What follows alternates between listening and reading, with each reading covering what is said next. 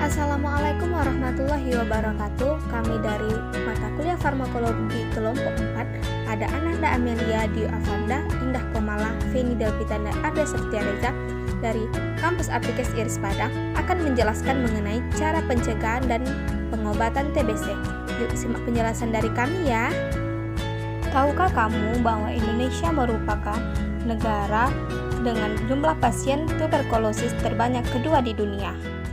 Perkiraan jumlah pasien TBC di Indonesia saat ini berjumlah 842.000. Dari jumlah tersebut, baru 60%-nya yang dilaporkan ke Kementerian Kesehatan. Dan 40%-nya, kira-kira 336.800 kasus TBC belum berobat. Bahkan setiap hari, sekitar 300 orang meninggal karena TBC. Wah, bukan angka yang sedikit bukan? Nah, lantas apa sih sebenarnya TBC itu? Tuberkulosis atau disingkat dengan TB atau TBC merupakan penyakit menular langsung yang disebabkan oleh kuman TBC, yaitu Mycobacterium tuberculosis.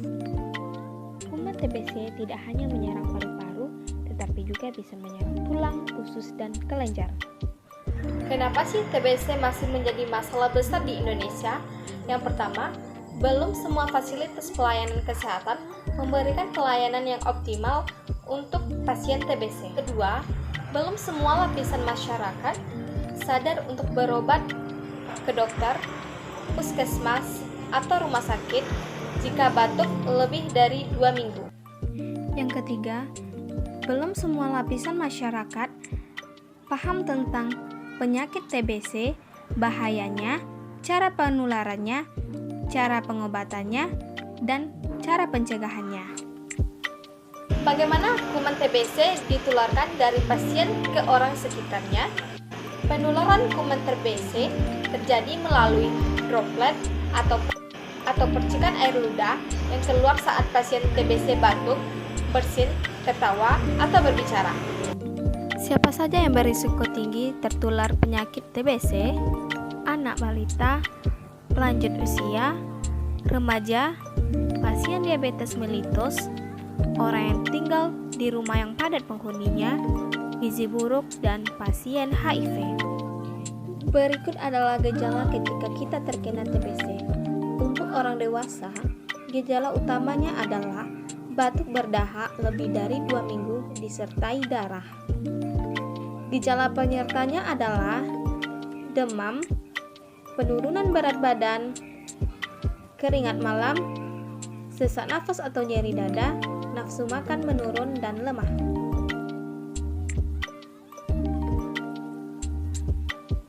Sementara untuk anak-anak, gejala yang ditimbulkan adalah batuk lebih dari 2 minggu, pembengkakan kelenjar, demam tanpa sebab, dan berat badan turun.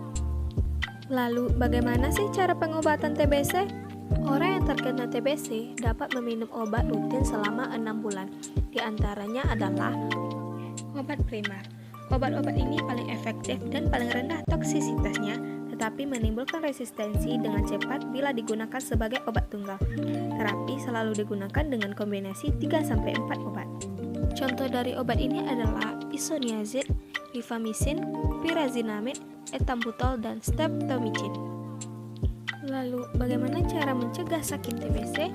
Salah satunya dengan vaksin BCG yang diberikan kepada anak umur 0-3 bulan. Selain itu, kita harus menciptakan lingkungan dan gaya hidup sehat. Seperti, biasakan gaya hidup sehat, makan makanan yang bergizi, rumah dengan jendela dan ventilasi yang terbuka, agar sinar matahari dapat masuk ke dalam rumah, dan tidak merokok.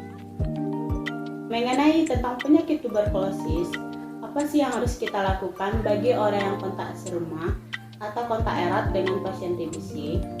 Maka sebelumnya kita juga harus tahu dulu apa sih itu kontak serumah atau kontak erat. Kontak serumah adalah orang yang tinggal satu rumah minimal 1 malam atau sering tinggal serumah pada siang hari dengan kasus indeks dalam 3 bulan terakhir. Sedangkan kontak erat adalah orang yang tidak tinggal serumah tetapi sering bertemu dengan kasus indeks dalam waktu yang cukup lama. yang intensitas berkontaknya hampir sama dengan kontak serumah dalam 3 bulan terakhir. Apa sih yang harus dilakukan apabila kita pernah kontak serumah atau kontak erat dengan pasien TBC?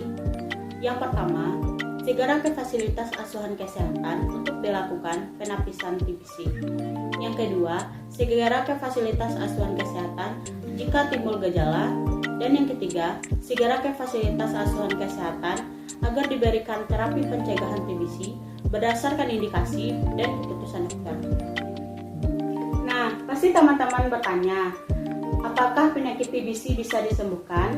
Jawabannya adalah tentu bisa. Jika kita merasa punya beberapa tanda atau gejala TBC atau kontak erat bahkan serumah dengan penderita TBC, tentu kita wajib konsultasi dengan dokter terkait. Bagaimana penanganan selanjutnya, atau bahkan kita juga bisa melakukan screening gratis jika di kampung kita ada penerapan Zero TBC. Yang jelas, kita harus menerapkan pola hidup bersih, tetap memakai masker, serta mencuci tangan dengan air mengalir akan menghindari kita dari bakteri dan virus yang akan menyerang tubuh. Salam sehat. Salam sehat dari saya Feni Delpita dan Indah Komala. Jangan lupa jaga kesehatan ya teman-teman. Thank you for watching.